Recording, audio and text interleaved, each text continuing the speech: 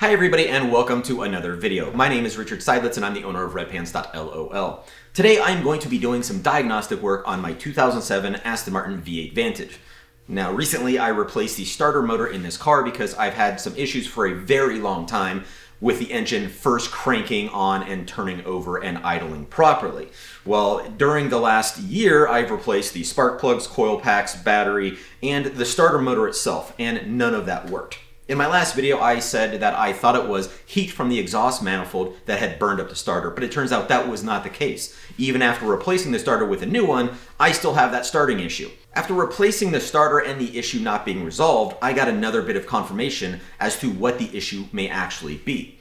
During some warm-up runs on the dyno at that shop in Texas, before my radiator popped, we had noticed some erratic fueling while taking some preliminary readings. And between the starting issue and the erratic fueling, we came to decide that, well, it's got to be a fuel issue.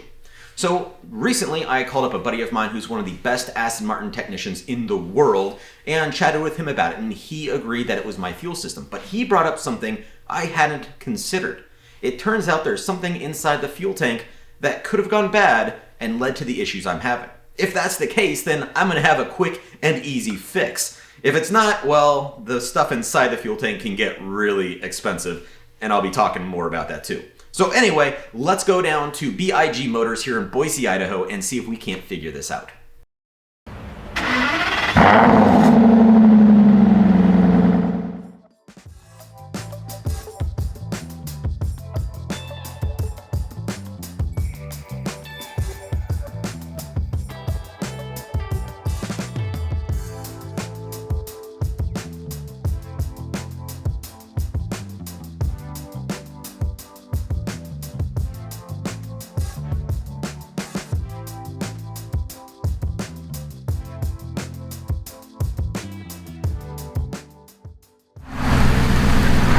So I am at BIG Motors in Boise, Idaho. I think I said the name right. It's British Italian German Motors in Boise, Idaho. It's a brand new shop that opened just in January, conveniently 5 minutes away from where I'm staying. So Zach is here and he's gonna help me figure out what's going on.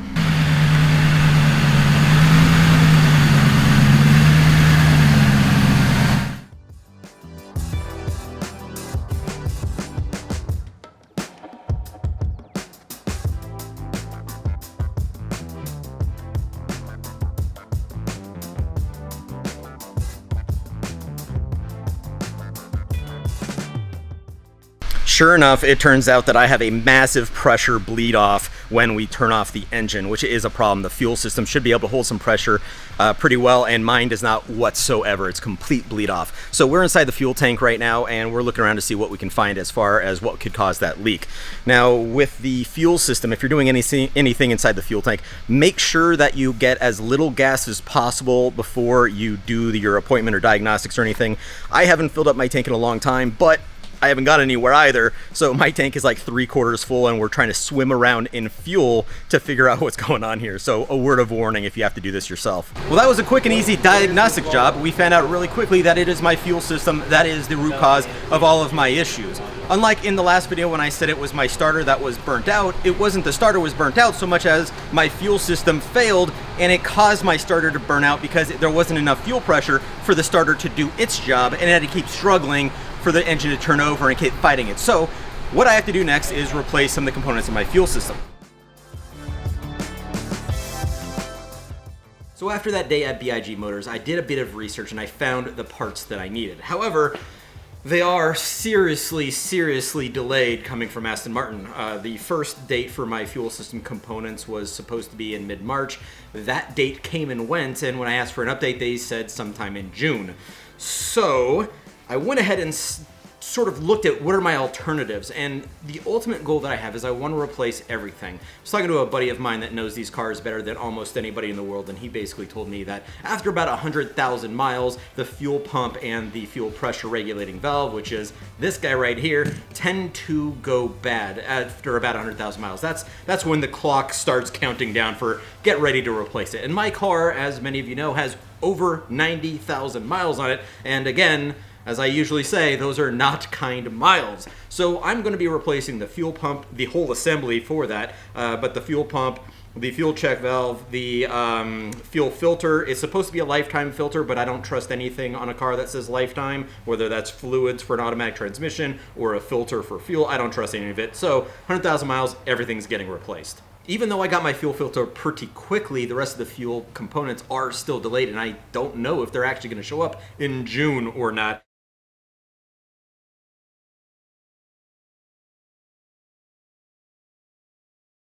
So in the meantime, what I did was I found a salvage shop that had the parts that I need, and I cut off the check valve that I needed, and this is what I'm going to install in my car to see maybe this will solve the problem. Now, this isn't exactly straightforward because it uses these corrugated plastic tubes that are form-fitted onto the ends where they connect. To get this off, I had to cut it open, which is not the prettiest thing, but I'm doing that so that I can take out this check valve right here, or pressure valve, whatever you want to call it. I'm going to switch up terms. Don't quote me on it. I'm not doing this scripted, this is all off the cuff. But I'm going to cut this piece here, and then I'm going to cut it down. I'm going to size it up. And this should actually, if I'm correct in what I've deduced, this should fix all my starting problems. Now, this isn't going to be perfect. This fuel hose is rated for fuel injection systems and for being submersed in as much as E85 and diesel, so it'll be just fine in my fuel tank. These are 100% stainless steel, so I don't have to worry about these corroding as well. But this is all ultimately temporary because once that new fuel stuff arrives, I will be swapping out everything so that I have a clean slate with all my fuel components.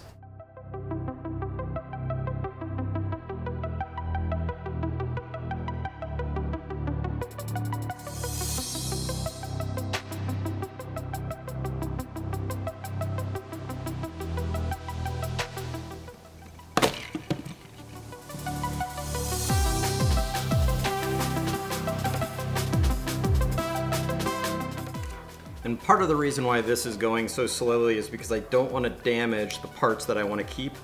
If I slice into them, it can lead to a leak where there should be a seal for holding fuel pressure.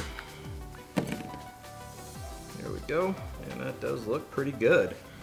I think I did slice this one a little bit in one spot, right there. Yeah, that's not pretty. But for now, it will do, and it'll be a hell of a lot better than I've had for a while. Time to clean this up, and then I can make my new fitting. I don't even have my hose cutters here, so I'm going to use a pair of scissors, which I think are an old pair of kitchen scissors. We're going to make this stuff work.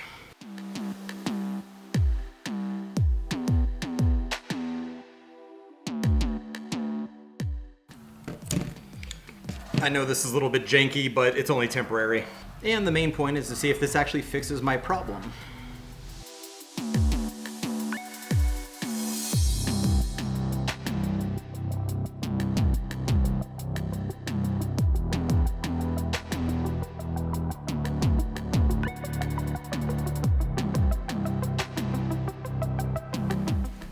And there we have it.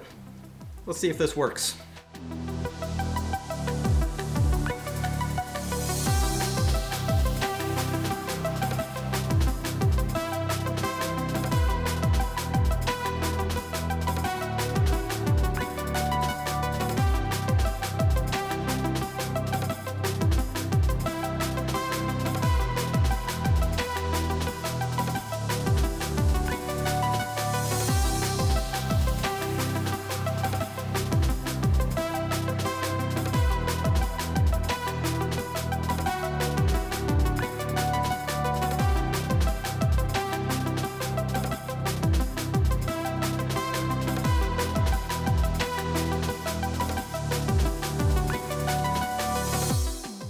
All right, that was all it takes to get inside the fuel tank. It's some carpet that needs to be pulled back and a series of 10mm nuts that are holding on that access port. The first time you get in here, there is this styrofoam ring that's around the outside, and that is double-sided tape.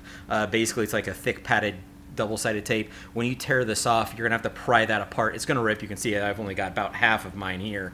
It's okay if that happens. It's not ideal, but it's okay. The real thing that you need to be careful about and that you need to do in advance is to get another one of these green gaskets. This is what actually seals your fuel tank. And if this is not in place properly, or it's worn out, or it's been used and reused, this can actually lead to fuel vapors coming out of your fuel tank. It'll also affect potentially the emissions warning because it'll think that your gas tank is leading. It's one of the main reasons why a lot of people, especially on the older V8 Vantages, had those emission warnings is because of a loose gas cap. Well, this can also cause that. So make sure you get a new one, which I do have right here. But the issue that I'm about to run into is the fuel pump is over here. It's on the side. It's not directly underneath the access port. So I have to reach down and in there to do this. And you can tell that there's not a whole lot of space to get two hands in. This is going to be a one-handed job. That's not going to be a big deal once I have the old hose out. But the problem is, as you saw how difficult it was to get that old hose off those original fittings from that setup on here, that old hose is pretty difficult to cut. I did happen to find my box cutter, which I promptly lost again. It might be over there next to my drink. Where I keep all my important things is next to my drink. But the drink does bring up some important safety aspects. One is that you're operating around open fuel, so absolutely no smoking. Don't put any sparks out. Try not to stick any small children in there. You're operating with hazardous chemicals. Not only the fuel itself, but also the vapors from that can ignite or make you really high, and not in a good way. Do this in a well-ventilated area so you can manage those gas fumes.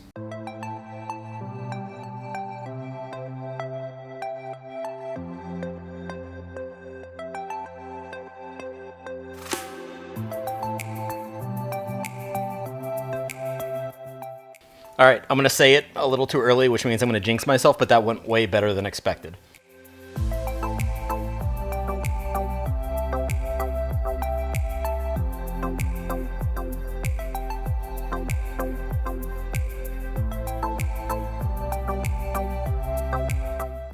So as you saw, that job wasn't terribly difficult, but truth be told, I think I got a little bit lucky on getting that original hose off. So it did come off much, much easier than I expected. That made that job much easier, and thank goodness for that. But I am now going to fire this thing up and see, is my problem actually fixed?